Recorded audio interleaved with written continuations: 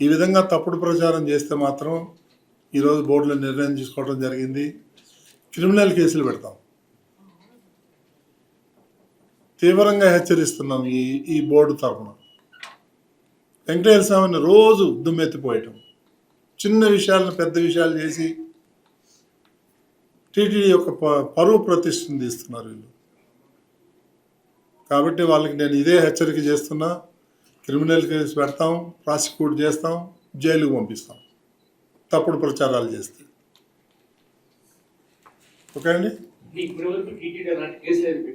పెడతాం. ఇప్పుడు చూద్దామండి. ఇప్పుడు చెప్తున్నాగా ఈరోజు బోర్డులో డిసిషన్ తీసుకున్నాము.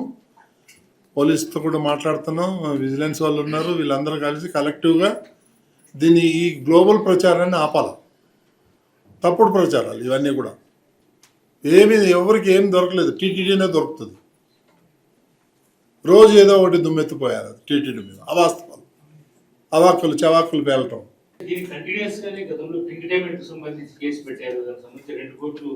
గతం గురించి నేను అడగట్లేదండి. ఈ రోజు నుంచి ఇలాంటివి అయితే మాత్రం యాక్షన్ సీరియస్గా ఉంటుంది. That's all. ఓకే.